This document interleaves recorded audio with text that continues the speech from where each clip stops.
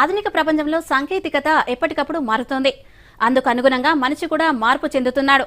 కొత్త సాంకేతికతతో ఉపాధి, ఉద్యోగ అవకాశాలపై ప్రభావం చూపుతోంది.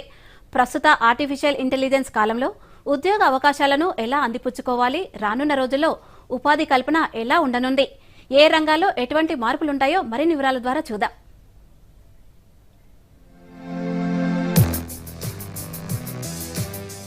నూతన సాంకేతికత అందుబాటులోకి రావడంతో ప్రపంచవ్యాప్తంగా పెను మార్పులు కలుగుతాయని అనుమానాలు వ్యక్తమవుతున్నాయి.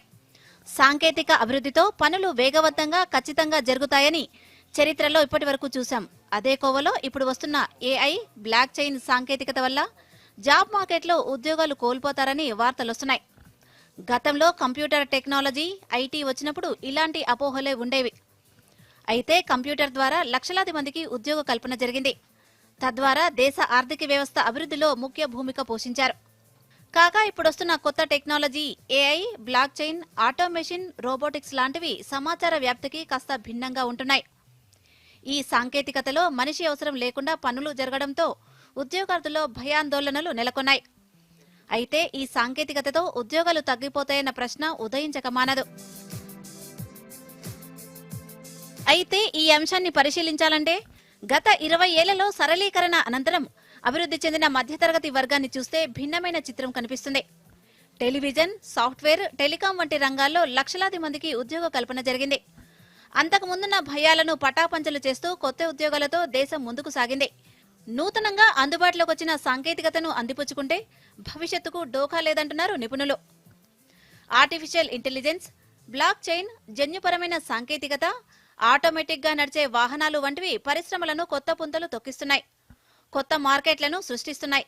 అంతేకాకుండా పనిచేసే సామర్థ్యంలో మార్పులు తీసుకొస్తున్నాయి. దీంతో భవిష్యత్తులో అనేక రంగాల్లో వృద్ధి నమోదయ్యే అవకాశాలు మెరుగ్గా ఉన్నాయంటున్నారు నిపుణులు. ఉపాధి కల్పనకు, ఆర్థిక ప్రగతికి అత్యంత కీలకమైన తయారీ రంగంలోనూ అనేక మార్పులకు ఆర్టిఫిషియల్ ఇంటెలిజెన్స్ మార్గం సుగమం చేస్తోందని చెప్తున్నారు.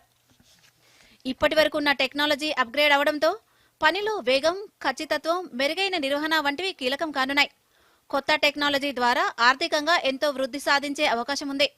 ఇందులో ప్రధానంగా 2030 నాటికి ప్రపంచ ఆర్థిక వ్యవస్థలో కృత్రిమ మేధ 15.7 లక్షల కోట్ల వరకు తోడ్పాటును అందిస్తుందని నిపుణులు అంచనా వేస్తున్నారు.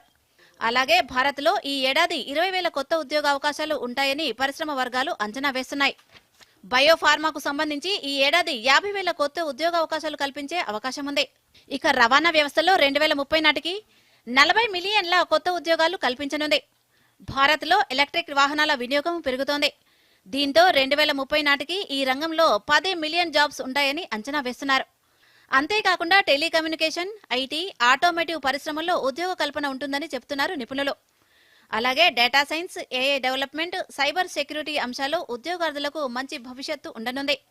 ఏఐ ఆధారిత ఉద్యోగాలు ప్రపంచవ్యాప్తంగా ఈ ఏడాదిలో 40% ఉండే అవకాశం ఉంది. హెల్త్ కేర్, ఫైనాన్స్, లాజిస్టిక్స్ రంగాల్లో అత్యధికంగా ఉపాధి ఉండనుంది. సైబర్ సెక్యూరిటీలో ఈ ఏడాది 1 మిలియన్ ఉద్యోగాలు అందుబాటులో ఉండనున్నాయి. ఉద్యోగ కల్పనే కాకుండా పరిశ్రమల వృద్ధి, ఉత్పత్తి కూడా మెరుగ్గా ఉండనుంది.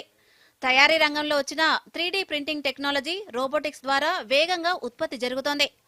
3D ప్రింటింగ్ 2030 నాటికి $50 మిలియన్ ప్రపంచ మార్కెట్ను సృష్టించే అవకాశం ఉంది.